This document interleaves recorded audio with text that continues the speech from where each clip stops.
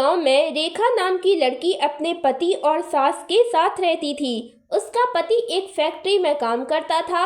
उनका एक बेटा था जिसका नाम सोनू था। पापा, मुझे पतंग चाहिए। तुम्हें पतंग चाहिए बेटा? ठीक है, मैं कल ले आऊँगा। आप इसकी हर बात मत माना कीजिए, वरना ये बिगड़ जाएगा। कोई बात नहीं रेखा, हमारा एक ही तो बेटा है। चलो चलो, मुझे देर हो रही है, मैं फैक्ट्री जा रहा हूँ। तब मोहन फैक्ट्री चला जाता है और रोज की तरह काम करने लगता है। और तभी उसके सर में बहुत तेज दर्द होने लगता है और वो बेहोश हो जाता है। तभी फैक्ट्री में काम कर रहे कुछ कर्मचारी उसे अस्पताल लेकर जाते हैं। तभी रेखा भी अस्पताल में पहुंच जाती है। डॉक्टर साहब, क्या हुआ इन्हें? फिलहाल तो ये ठीक है, लेकिन कब तक रहेंगे ये कहना मुश्किल है। क्यों डॉक्टर, क्या हुआ? आप ऐसा क्यों कह रहे हैं? आपके पति को कैंसर है, जल्द ही इनका इलाज करना होगा, वरना इनकी जान खतरे में है। क्या? कैंसर? नहीं, ऐसा नहीं हो सकता। डॉक्टर, आप कुछ भी कीजिए, लेकिन मेरे पति को बचा लीजिए। इनके इलाज में 2 लाख रुपए लगेंगे। क्या? 2 लाख? ये तो बहुत बड़ी रकम है। इतने पैसे मैं कहाँ से लाऊंगी?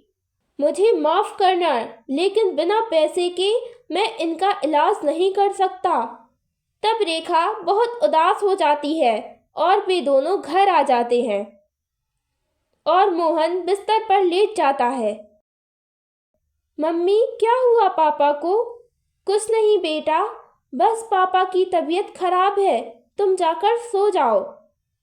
मुझे माफ़ कर दो रेखा, मेरी वजह से तुम्हें कितने दुख सहने पड़ रहे हैं। ऐसे लेटे रहने से कुछ नहीं होगा, मैं अब काम पर जाता हूँ।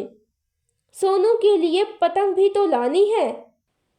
नहीं, आप कहीं नहीं जाएंगे। डॉक्टर ने आपको आराम करने को कहा है, नहीं तो आपकी तबीयत और ज़्यादा खराब हो जाएगी। नहीं, मुझे काम तो करना ही पड़ेगा, नहीं तो घर कैसे चलेगा। मैंने कह दिया ना, आप कहीं नहीं जाएंगे तो आप कहीं नहीं जाएंगे। आप चिंता ना करो, मैं पूरे घर को संभाल लूंगी। मैं कोई नया काम शुरू करूंगी और आपका इलाज कराऊंगी।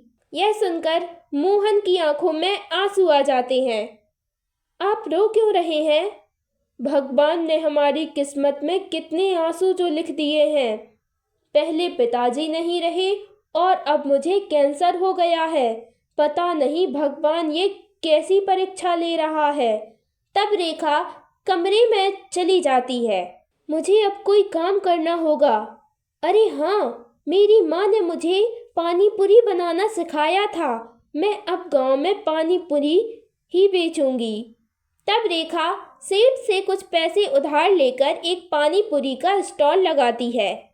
आइए, पानी पूरी खाइए, खट्टी मीठी पानी पूरी।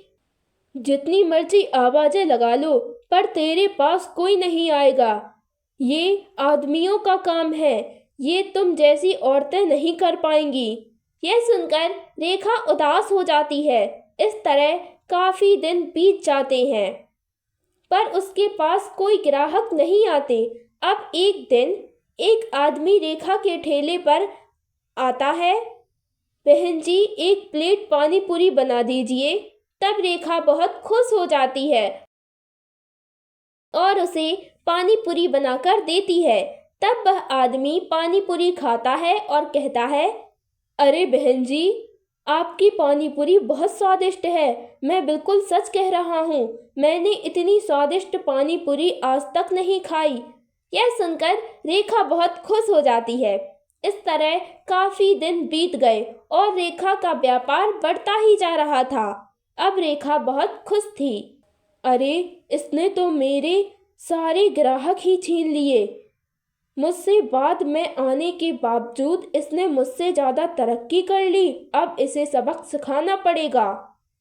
तब वह पानी पूरी वाला एक गुंडे के पास जाकर उसे पैसे देकर, तुम्हें उस पानी पूरी वाले का ठेला तोड़ना है। तब वह गुंडे अगले दिन रेखा के पास जाकर उसके ठेले को तोड़ने लगते हैं और उसके ठेले को तोड़कर वहां से भाग जाते हैं। तब रेखा रोने लगती है वहीं पर एक होटल का मालिक खड़ा था। वह रेखा के पास जाकर उससे कहता है, रो मत बेटी, मैंने सब कुछ देखा। तुम चिंता मत करो, तुम बहुत ही स्वादिष्ट पानी पूरी बनाती हो। पास के शहर में मेरा एक होटल है, तुम उसके बाहर अपनी पानी पूरी का स्टॉल लगा लो, पैसे मैं दे दूंगा। आप कौन है सेठ जी, जो मेरी मदद करना चाहते हो? तुम्हारी पानी पूरी की वजह से मेरा होटल और भी ज़्यादा चलने लगेगा, इसलिए मैं तुम्हारी मदद करना चाहता हूँ। इसमें हम दोनों का ही फायदा होगा।